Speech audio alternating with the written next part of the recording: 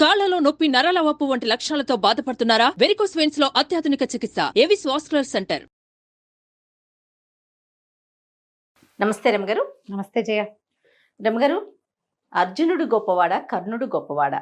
మనం ఎవరికి వాళ్ళ గొప్పతనం మాట్లాడుకున్నాం. కర్ణుడి గురించి మాట్లాడుకున్నాం, అర్జునుడి తెలివితేటలు, అతని సామర్థ్యం గురించి మాట్లాడుకున్నాం. కానీ కల్కి సినిమా రిలీజ్ అయిన తర్వాత ప్రతి ఒక్కరిలో ఇది ఒక ప్రశ్న వస్తోందండి, అర్జునుడా కర్ణుడా అనేసి. అర్జునుడు అంటే కర్ణుడి క్యారెక్టర్ ఒకంత ఎత్తుగా చూపించినట్టు కనిపించింది. అసలు మహాభారతంలో ఏం చెప్పబడింది చెప్పండి నాకు.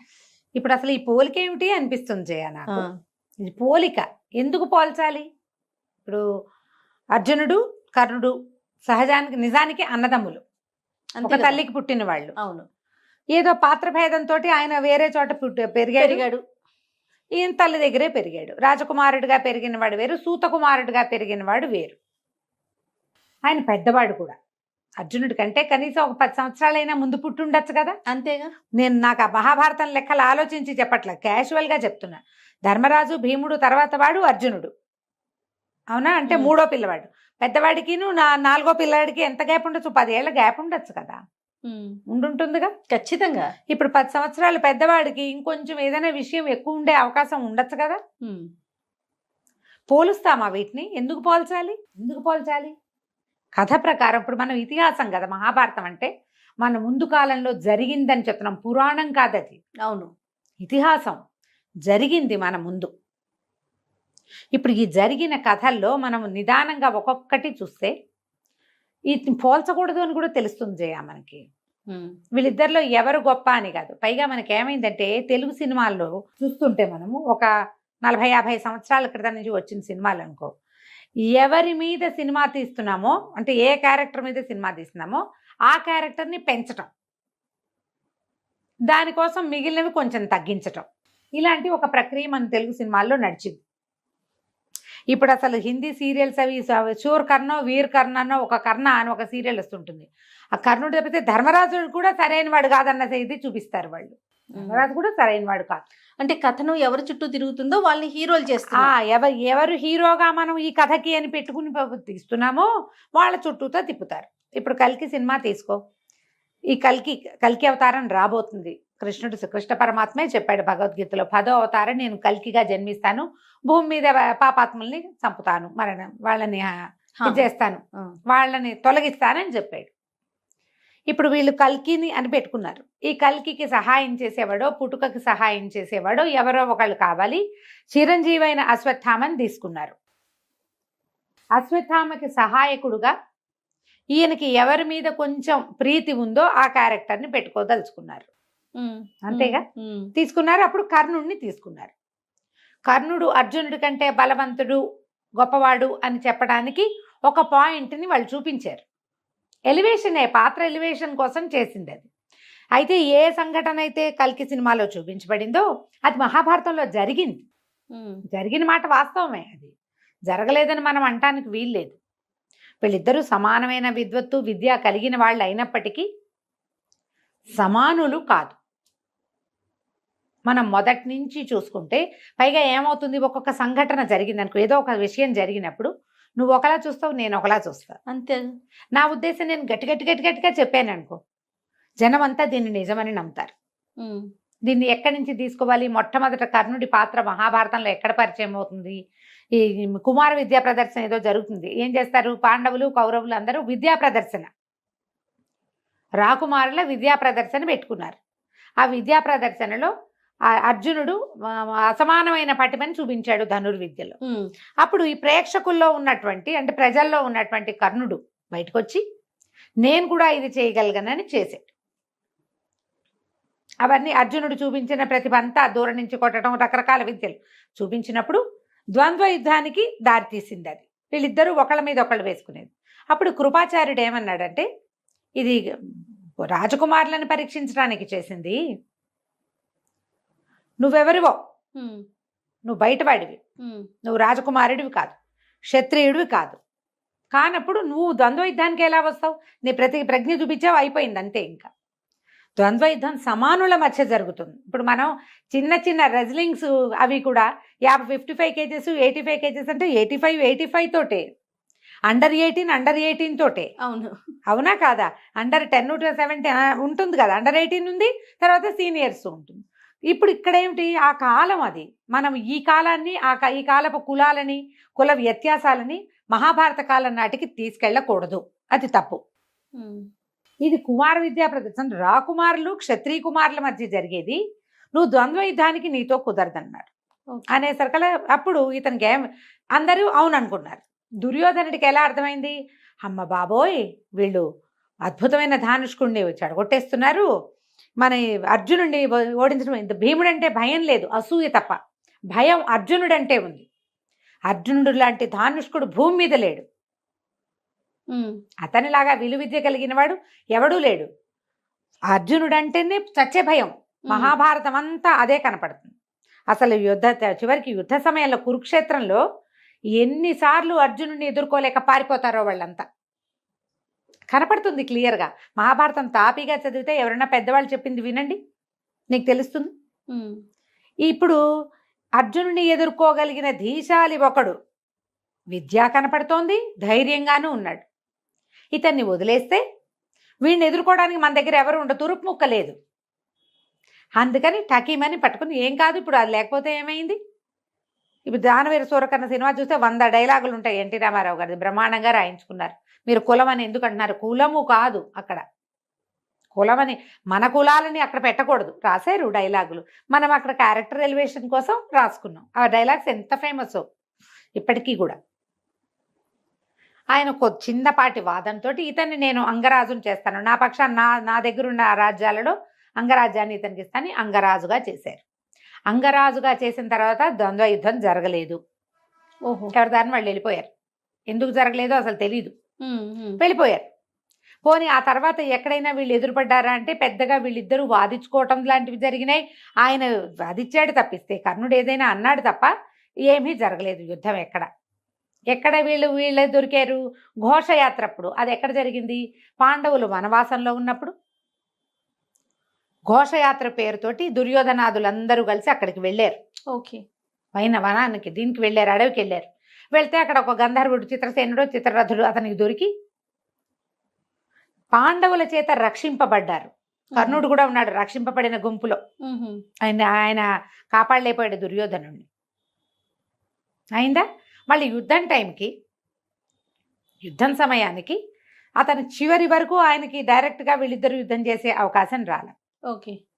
కర్ణుడు చిన్నతనం నుంచి మంచి విద్య నేర్చుకున్నాడు. పరశురాముడి దగ్గర అబద్ధం చెప్పి విద్య నేర్చుకుంటే ఆయన కోపం వచ్చింది, నువ్వు అబద్ధం చెప్పావు కాబట్టి నీకు అవసరమైన సమయంలో నీ విద్య నీకు గుర్తురాదు అని. కర్ణుడికి శాపాలున్నాయి, ఆ కథలన్నీ అందరికీ తెలుసు. ఇప్పుడు తనకి శాపాలున్నాయని, తనకి అవసరమైన సమయంలో విద్య గుర్తురాదని కర్ణుడికి తెలుసు. కానీ దుర్యోధనుడిని నేను నిన్ను గెలిపిస్తానని ఎందుకో నమ్మించాడు ఆయన. దీంట్లో ఇప్పుడు ఎవరు గొప్పవాళ్ళు అంటే అర్జునుడు ఎప్పుడూ ధర్మం పట్లే ఉన్నాడు, పక్కనే ఉన్నాడు. ఏనాడు అన్నయ్య మాట జవదాట్లా, అమ్మ మాట జవదాట్లా, కృష్ణుడి మాట జవదాట్లా, ఎక్కడా ఉద్రేకిగా లేడు, ప్రశాంతంగా ఉన్నాడు. మహామహా ద్రోణాచార్యుడు కూడా పూర్తి విద్యని అర్జునుడికి చెప్పి తన కొడుక్కి కూడా కొన్ని ఇవ్వలేదు.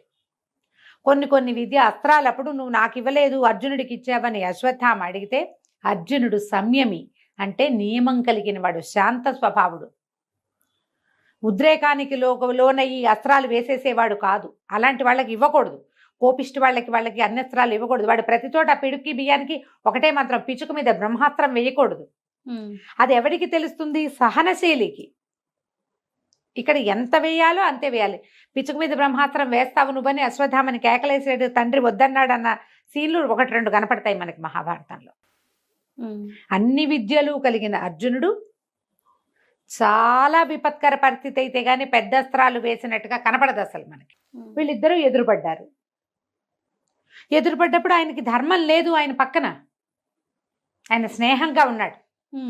దానం అంటే రోజంతా దానం చేయటం కాదు, ఫలానా సమయంలో దానం చేస్తాను అన్న నియమం ఉంది కర్ణుడికి. నియమం ప్రకారం దానాలు చేసేవాడు. స్నేహం నిలబెట్టుకోవటం కోసం తనకి అస్త్రాలు పనిచేయవని, తను యుద్ధంలో గెలవలేనేమోనన్న శంక తెలుసు ఆయనకి ఖచ్చితంగా. కానీ చివరి వరకు తనకు సహాయం చేసిన దుర్యోధనుడి దగ్గర ఉన్నాడు. ఆయన నందంటే నంది, పందంటే పంది అన్నాడు. అవును. ఇది తప్పు, ఈ పని అని చేయకూడదు చెప్పలేదు. అనలేదు. ఇప్పుడు ఈ పని అని చేయకూడదు చెప్పలేదు. అనలేదు. ఇప్పుడు ఎవరు గొప్ప అనాలి? అసలు కర్ణుడు గొప్ప అన్న ప్రశ్న రావచ్చా మనకి? ఉమ్. రాకూడదు. ఇప్పుడు గొప్పతనాలు అనేవి ఏదో ఒక్క విషయంలో ఉంటుందా? పూర్తిగా సంపూర్ణంగా చూస్తా కదా, అతను ఒట్టి విద్యలే కాదుగా, వ్యక్తిత్వము అది లేదు. మన మహాభారతం లాంటి దాంట్లో ఒకడి యుద్ధ విద్యో ఒకడి వ్యక్తిత్వాన్ని తీసుకోకూడదు, అన్నీ కలిపి తీసుకోవాలి. అన్నీ కలిపితేనే వాడు ఎంత సుగుణాభిరాముడు అనేది కదా మనకు తెలిసేది. ఆయన ద్రౌపది వస్త్రాపహరణం అప్పుడు కర్ణుడి ప్రవర్తన సమర్థనీయంగా కనపడదు మనకి, ఘోషయాత్ర అప్పుడు సమర్థనీయంగా కనపడదు. మరి ఇలాంటప్పుడు ఎలా వీళ్ళిద్దరిని చేస్తాం? ఆయన క్యారెక్టర్ అయింది, ఈయన క్యారెక్టర్ అయ్యింది. శక్తిశాలి అంటవా? తప్పకుండా శక్తిశాలి, బలం ఉంది, ఆయనకి విద్య ఉంది. కర్ణుడికి విద్య ఉన్నది. ఆయన అర్జునుడిని ఎదుర్కోగలనన్న సాహసం ఉంది, ఎదుర్కోగల ఆ సాహసం కూడా ఉంది ఆయనకి. ఈయనకి అర్జునుడిని, మన కర్ణుడి గురించి ఒక పురాతన గాథ ఒకటి చెప్తారు జయ. ఈ కర్ణుడు శాపవశాత్తు జన్మించినవాడు, నరనారాయణుల చేతిలో మరణం ఉన్నవాడు. అందుకని వీళ్ళని ఎదుర్కొని మరణించాడు ఆయన.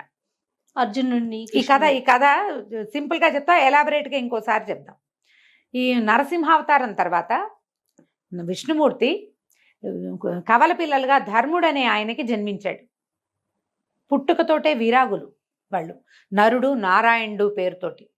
ఈ నరసింహస్వామిలోని శరీర భాగమేమో నరుడుగాను, సింహ ముఖమేమో నారాయణుడుగాను జన్మించారని ఇది ఒక కథ చెప్తారు.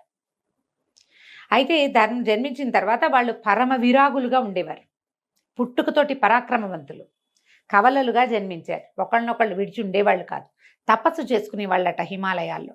ఒకసారి ప్రహ్లాదుడు అటు వచ్చి ఆయుధాలు పక్కన పెట్టి వీళ్ళు తపస్సు చేసుకుంటూ ఉంటే, ఇదేమిటి వీడు కపట సన్యాసుల్లాగా ఉన్నారని వాళ్ళ మీద యుద్ధం చేశాడు. ఎంత యుద్ధం చేసినా గెలవలేకపోయాడు. ఆయన విష్ణుమూర్తిని ప్రార్థిస్తే విష్ణుమూర్తి వచ్చి, నా అంశావతారాలు వీళ్ళని నువ్వు జయించలేవని చెప్తే ప్రహ్లాదుడు నమస్కారం చేసి వెళ్ళిపోయాడు. అక్కడి నుంచి ఇంద్రుడు ఇంత తపస్సు చేస్తుంటే, ఎవరైనా తపస్సు చేస్తే ఇంద్రుడికి భయమట పురాణాల ప్రకారం, ఇంద్ర పదవి వెళ్ళిపోతుంది వాళ్ళకి. అంతే. అందుకని రంభ, ఊర్వశి, మేనక, ఊర్వశిని పంపల, రంభ, మేనక, తిలోత్తమ వీళ్ళందరినీ పంపించాడు, వీళ్ళని మైమర్పించడం కోసం, తపస్సు పాడు చేయటానికి.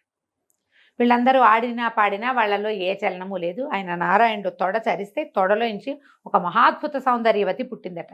ఊరువు నుంచి, ఊరువు అంటే తొడ సంస్కృతంలో, ఊరువు నుంచి జన్మించింది కాబట్టి ఊర్వశి అన్నారు ఆమెని. ఆ ఊర్వశి, ఇంతకంటే మీకంటే మహాద్భుత సౌందర్యవతిని నేను చేయి జరిచి పుట్టించగలనని చెప్పాడు. ఆవిడ్ని ఇంద్రుడికి కానుకగా పంపించాడు, మేమంద ఇంద్ర పదవి కోసం తపస్సు చేయటం లేదు అని. ఆ కాలంలోనే ఒక రాక్షసుడు ఒకడు బ్రహ్మ కోసం తపస్సు చేసి 1000 కవచాలని వరంగా పొందాడట. సహస్ర కవచుడు వాడి పేరు. ఈ 1000 కవచాలు పొందినవాడు నరనారాయణుల మీదకి యుద్ధానికి వచ్చాడు. యుద్ధానికి రమ్మని పిలిచాడు. వీళ్ళు ఏమన్నారు? యుద్ధానికి రమ్మని పిలిస్తే ధర్మం, వెళ్ళాలి. పాచికలాడడానికి రమ్మని పిలిచినా వెళ్ళాలి, ధర్మం. వీళ్ళిద్దరు ఏమన్నారంటే, నారాయణుడు అన్నట్టు నువ్వు ఒకడివి, మేమిద్దరం ఇట్లా చేయకూడదు, ఒక పని చేస్తాం, మా తపస్సు పాడవదు, ఒకళ్ళు నీతో యుద్ధం చేసినప్పుడు రెండో వాళ్ళు తపస్సు చేసుకుంటాం అని చెప్తే, తేపకొకళ్ళు చొప్పున 1000 సంవత్సరాలని చెప్తారు కదా, 100 సంవత్సరాలేమో మరి. ఇన్ని సంవత్సరాలు యుద్ధం చేసి ఆయన అలిసే టైంకి ఒక్క కవచం పగలగొట్టగలిగాట. అప్పుడు ముందు చేసిన నారాయణుడు తపస్సు చేసుకుంటుంటే నరుడు యుద్ధం చేశాడు. అట్లా కొన్ని వేల సంవత్సరాలు యుద్ధం చేసి 999 కవచాలు ఊడగొట్టేశారు వాళ్ళు. ఇంకా ఒక్క కవచమే మిగిలిందని గ్రహించుకున్న సహస్ర కవచుడు పారిపోయాడట అక్కడి నుంచి, యుద్ధభూమి నుంచి పారిపోయి సూర్యుడిని శరణుజొచ్చాడు. శరణుజొచ్చితే సూర్యుడు ఏమన్నాడంటే, నేను నీకు ఎక్కువ కాలం ఆశ్రయం ఇవ్వలేను, నరనారాయణ అవతార పరిసమాప్తి వరకు నిన్ను దాచిపెట్టగలనని చెప్పాడు. సహస్ర కవచుడు సూర్యకాంతిలో ఇమిడిపోయి ఉండిపోయాడు. సూర్యుడు ఎవరమ్మా? నారాయణ స్వరూపం కదా, అంటే భగవంతుణ్ణి శరణుజొచ్చాడు. ఇప్పుడు విష్ణుమూర్తి తాలూకు అంశావతారాలు నరనారాయణులు అయితే సూర్యుడు మాత్రం ఎవరు? ఆయనే కదా ప్రథమాంశ. ఆయన తాలూకు అంశంలో పెద్ద మొదటిది సూర్యుడు. అక్కడ దాక్కున్న తర్వాత కాలాంతరంలో, చాలా కాలం తర్వాత కుంతీదేవికి దూర్వాస మహాముని ఒక వరం ఇచ్చాడు. ఏమిటి? ఏదైనా ఒక దైవాన్ని ప్రార్థిస్తే, ఆమె ఏ దైవాన్ని నువ్వు ఇది చేస్తే, ఆవాహన చేస్తే అతడు వచ్చి నీకు ఒక శిశువుని ఇస్తాడు, సంతానాన్ని ఇస్తాడు అని. ఈ సంతానాన్ని ఇవ్వటం అనేది మనకి అర్థం కాని ప్రక్రియ. మన కాలం అది కాదు, ఉమ్, మనకు తెలీదు. ఉమ్, ఇది భార్యాభర్తల సంభోగంతో సంతానం కలిగేది కాదు, దాంపత్యంతో సంతానం కలిగేది కాదంటారు. కథ ప్రకారం అలాగే కనపడుతుంది. ఆయన ఏం చేశాడు, తన దగ్గర అంశమాత్రంగా తనలో దాక్కుని ఉన్న సహస్ర కవచం నుండి కుంతీదేవికి సంతానంగా ఇచ్చాడు సూర్యభగవానుడు.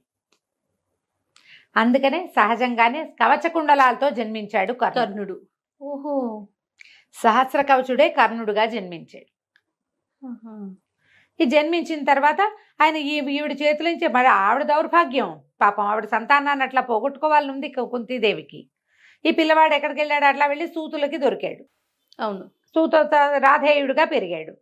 కానీ లోపల శౌర్యం ఉండటం వల్ల, క్షత్రియకాంతకి పుట్టిన సంతానం అవటం వల్ల, ఆమె వల్ల తల్లి అంశ ఉంటుంది కదా, ఉమ్, మరి ఈయనకి యుద్ధ విద్యల మీద వాటి మీద ఆసక్తి ఉంది. పూర్వ జన్మ కూడా అయింది అలాంటిదే. విద్య నేర్చుకున్నాడు, దుర్యోధనుడి దగ్గర చేరాడు, క్యారెక్టర్కి తను న్యాయం చేసుకున్నాడు. ఆయన యొక్క ఆఖరి కవచాన్ని విప్పించేశారు వీళ్ళు. ఎప్పుడు ఏ సమయంలో దానం చేస్తాను అని ఆయనకి నియమం ఉందో ఆ సమయంలో ఇంద్రుడు వెళ్ళి కవచాన్ని తీసుకున్నాడు. కవచకుండలలో కవచం ఊడదీసి ఇచ్చాడు కదా. అవును. కవచం లేదు కాబట్టి, రక్షణ లేదు కాబట్టి అర్జునుడి బాణానికి మరణించాడు. నరుడి వంతు ఆ, ఆఖరిది. ఈయన నారాయణ్ణి శరణు కోరితే నరుడి వంతులోకి వచ్చాడు. వాళ్ళిద్దరు పంచుకున్నారు కదా, ఒకటి నువ్వు ఒకటి నేను చొప్పున. ఓ 1000 ఏళ్ళు ఆయన యుద్ధం చేశాడు, ఓ 1000 ఏళ్ళు ఈయన తపస్సు చేశాడు. చివరికి అతనికి ఎక్కడ మరణం ఉంది, వీళ్ళ చేతిలోనే మరణం. ఇప్పుడు నరుడితో పాటు అక్కడ ఎట్లా ఉన్నాడు, అక్కడ తపస్సు చేసుకోవాలి నారాయణుడు, నరుడు యుద్ధం చేయాలి 1000 కవచానికి. ఇక్కడ కూడా చూడు, నరుడైన అర్జునుడు యుద్ధం చేస్తుంటే నారాయణుడు తపస్సులాగా భావించి గుర్రాలు ఉన్నాడు. సరిగ్గా సీక్వెన్స్ ప్రకారం జరిగింది. ఇప్పుడు ఈయన్ని పోల్చొచ్చా మనం? అస్సలు పోల్చకూడదు. సినిమాకి వాళ్ళకి అవసరమైన క్యారెక్టర్ తీసుకున్నారమ్మా. దీన్ని ఎట్లా ఉంటుందంటే, ఇప్పుడు మనం విపరీతంగా ఆరాధిస్తాం మనం మాయాబజార్ సినిమా. నేనైతే 100 సార్లు పైనే చూసుంటా. ఎప్పుడు మాయాబజార్ కంటే ఏమీ తోచకపోతే మాయాబజారే పెట్టుకుని చూస్తాను నేను. తోచకపోతే అదే ఒక దృశ్య కావ్యం. సినీ జగత్తులో తెలుగు సినిమా వినీలాకాశంలో అద్భుతమైన చంద్రుడు ఎవరంటే మాయాబజార్ సినిమాననే చెప్పాలి మనం. అవునా కాదా? ఖచ్చితంగా. మరి మాయాబజార్ కథ పుకిటి పురాణం కదమ్మా.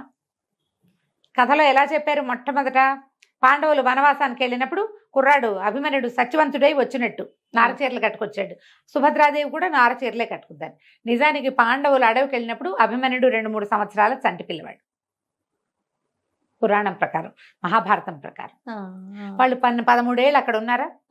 ఇదని తర్వాత ఒక ఏడాదికి యుద్ధం మొదలు పెట్టారా? అంటే 14 ఏళ్ళ. చనిపోయినాటికి అభిమన్యుడికి వయసు ఎంతమ్మా?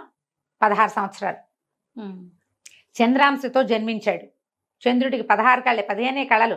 16వ కళ రాగానే మళ్ళీ మారిపోతాడు ఆయన. 16వ సంవత్సరంలో మరణించాడు. అంటే ఎన్నేళ్ళు? పాండవులు అడవికి వెళ్ళే నాటికి 2 లేదా 3 మధ్యలో. 3 ఏళ్ల పిల్లాడిని మనం పెండ్లి కుమారుడయ్యే వయసు పిల్లాడిగా చూసాం. అవునా? శశిరేఖను ఆయన పెళ్లి చేసుకున్నట్టుగా మన కథల్లో తెలియదు మనకి. మనం ఎంత కథ చూసాం జయ, మనమేం అడగలేదే దాని మీద ప్రశ్నలు. పోనీ ఇవాళంటే మహాభారతం మనకెవరికి పెద్దగా తెలియదు. కుర్రాళ్ళంతా ఇప్పుడు మహాభారతం పుస్తకం మీద పడ్డారు. పూర్వం అప్పట్లో ఈ సినిమా వచ్చిన 50-60 ఏళ్ల నాడు మహాభారతం మీద గట్టి పట్టున్న వాళ్ళే ఉన్నారుగా లోక సామాన్యంగా అందరూ. కానీ చూశారు కదా. ఆ మాత్రం స్వతంత్రం తీసుకుంటారమ్మా, తీసుకోవచ్చు కూడా. మనం దానివేరు సోరకర్ని చూసాం. ఇప్పుడు ఆయన రామారావు గారు ఏ సినిమా తీశారో ఆ క్యారెక్టర్ ఎలివేట్ చేశారు. ఇది కొన్ని శ్రీకృష్ణ పాండవియన్ సినిమాలో ఎన్టీఆర్ చేసింది దుర్యోధనుడి క్యారెక్టర్. అవును, దుర్యోధన్ని. శ్రీకృష్ణ పాండవియన్ సినిమాకి పోస్టర్ తెలుసా? ఆయన ఒక పెద్ద సింహంలాగా ఉన్న ఆసనం మీద చెయ్యేసుకుని కూర్చున్న పోస్టర్ ఉండేది. దుర్యోధనుడి క్యారెక్టర్ అద్భుతంగా ఎలివేట్ చేశారు. ప్రతినాయకుడు దుర్యోధనుడు. అవును, అధర్మ ప్రతీక. అలాంటిది మనం సినిమాలో ఆయన వీళ్ళ పాండవులు ఎంత అట్రాక్ట్ చేస్తారు, 100 రెట్లు ఎన్టీఆర్ గారు అట్రాక్ట్ చేస్తారు. దుర్యోధనుడు ఇక్కడ ఎన్టీఆరే కదా ఉండేది కదా. సినిమాని సినిమాలాగా తీసుకోండి. మహాభారతం చదివితే మనకి క్యారెక్టర్స్ ఎవరికి వాళ్ళకి తెలుస్తుంది. కర్ణుడి విషయంలో ఆయన విషయం ఆయనకి న్యాయమేనమ్మా, ఆయన కరెక్ట్. కానీ ధర్మానికి తప్పు, నిజానికి తప్పు. ఆయన అంత చదువుకున్నవాడు, సమర్థుడు, ఒక విద్యలో అపరిమితమైన ప్రావీణ్యం కలిగినవాడు. ధర్మం వైపుకి నిలబడి ఉంటే కథ వేరేలా ఉండేది. ఆయన ఏ ధర్మానికి? మిత్రధర్మానికి కట్టుబడ్డాడు. ఇప్పుడు రక్తబంధానికి కట్టుబడలేదు అంతే కదా రక్తబంధం తెలియదుగా ఆయనకి. అన్నదమ్ములుకి కట్టుబడలే. ఆనాటికి తెలియదు, చిట్ట చివరికి తెలిసింది. కృష్ణుడు వచ్చి చెప్పాడు, వీళ్ళు నీ అన్నదమ్ములు, నువ్వు కుంతిదేవి కుమారుడు రా నాయన. తల్లి కూడా వచ్చి చెప్పింది, తల్లి చెప్పింది, ఆవిడ వచ్చింది, ఆవిడ ముందే వచ్చింది. ఆవిడ తల్లి బావ ఇద్దరూ చెప్పారు. అప్పటికే అయిపోయింది. చెప్పినా సరే ఈయన ఏమన్నాడంటే, నేను ఇలా చెయ్యను, మిత్రబంధానికి నేను ఆ మిత్రద్రోహం చేయను అన్నాడు. అది ధర్మం. ఆ విషయంలో ఆయన క్యారెక్టర్ కరెక్ట్. మనం విద్యల దగ్గర అంటామా, అలా చెప్పలేకపోతాం. ఆయన విద్య ఆయనది గొప్ప, అర్జునుడి విద్య అర్జునుడికి గొప్ప. పోల్చుకూడదు మనం, పోల్చుకోవటానికి లేదు. ఒక సందర్భంలో ఎప్పుడు కూడా యుద్ధం చేసేటప్పుడు మీరు ఇది ఆలోచించండి. అందరూ కూడా ఇద్దరు యుద్ధం చేస్తుంటే ఒకసారి ఒక రౌండ్ లో ఒకటిది పై చేయిగా ఉంటుంది, ఇంకో రౌండ్ లో ఇంకోటిది పై చేయిగా ఉంటుంది. అంతేగా, పై చేయి అయిన రౌండ్ చూపించాడని అదే కరెక్ట్ అనుకోవడానికి వీల్లేదుగా. మనం ఫైనల్ గా వచ్చే గెలుపు కదా మనకి కావాల్సింది కదా రమ్మగారు. చివరిది ఏమిటి అనేది చివరిది కాదు. ఇక్కడ కరెక్ట్ గా సిచ్యువేషన్ మాత్రం అది జరిగింది. అర్జునుడు కర్ణుడు వేసిన బాణానికి రథం 2 అడుగులు వెనక్కిళ్తే కృష్ణుడు చెప్పాడు ఆ మాట. కర్ణుడు కడు సమర్థుడు, కానీ ధర్మబలం కోల్పోయాడు. అతనికి శాపాలున్నాయి, లేకపోతే మనం ఇతన్ని ఎదుర్కోవటం కష్టం. డి అంటే డిఏ అంతే. ఇప్పుడు ఎవరిది గొప్ప అని చెప్తాం మనం? ఎవరిది? పుట్టినప్పటి నుంచి చివరి దాకా భగవంతుడితో పాటు ఉన్నవాడే కరెక్ట్. అంతే, అది కరెక్ట్. అంతే, నీతి నిజాయితీతో. అంతే కాదు, అంతకంటే ఏముంది? అంతకంటే ఏం లేదు కదా. కాబట్టి విలువిద్యా ప్రావీణ్యం గురించి పైగా ఇంకొకటి చెప్దాం. ఇక్కడ లాస్ట్ పాయింట్, పూర్తిగా వీళ్ళిద్దరూ సమానం కాదు అని చెప్పడానికి ఇంకొక పాయింట్ ఎక్కడ ఉందంటే, ఈ ద్రౌపది స్వయంవరం చేశారు కదా, మత్స్యయంత్ర భేదన. అప్పుడు ఒక నువ్వు గింజంతా పక్కకేసారుట కర్ణుడు బాణం, అర్జునుడు మాత్రం కరెక్ట్ గా వేశాడు. ఇప్పుడు విద్య ఎవరికి ఎక్కువ ఉన్నట్టు? అర్జునుడికే కదా. ఓకే, ఈ పాయింట్ కూడా ఉంది. పూర్తిగా సమానం కాదు వాళ్ళు, ఆయన పక్కకే పడింది బాణం. కొంతలో చాలా నువ్వు గింజంటే ఎంత చిన్నదమ్మా, అయినా కూడా లెక్కే కదా. అయినా కూడా లెక్కే. ఓకే, ఇవన్నీ చూడాలి. ఇవన్నీ తెలుసుకోవాలంటే ఏం చేయాలి? మీరు అందరూ కడు భక్తి శ్రద్ధలతో వీడి క్యారెక్టర్ అసాసినేషన్ కి దిక్కండా. ఇప్పుడు మనకి ఎలాంటి రాగద్వేషాలు, ఈర్ష్యాసూయులు మనకెలా ఉంటాయో ప్రతి వాళ్ళకి అంతే. ఎవరి క్యారెక్టర్ ని వాళ్ళ రకంగానే తెలుసుకోవాలి మనం. తప్పకుండా కదా. చక్కగా మహాభారతం చదవండి, వినండి, చదివించండి. నేను ఇప్పుడు నన్ను ఎంతమంది అడుగుతారు, 100 ప్రశ్నలు అడుగుతున్నారు నన్ను, మహాభారతం అని. చక్కగా చిన్న మహాభారతం ఎపిసోడ్లు ఎవరైనా డౌన్లోడ్ చేసుకుని పెద్దవారివి వినండి. క్యారెక్టర్లతోటి పోకూడదు, మనం కథతోటి వెళ్ళాలి. అప్పుడు తెలుస్తుంది. నమస్తే. సుమన్ టీవీలో మీ పర్సనల్ అండ్ బిజినెస్ ప్రమోషన్స్ కోసం కింది నెంబర్కి కాంటాక్ట్ చేయండి.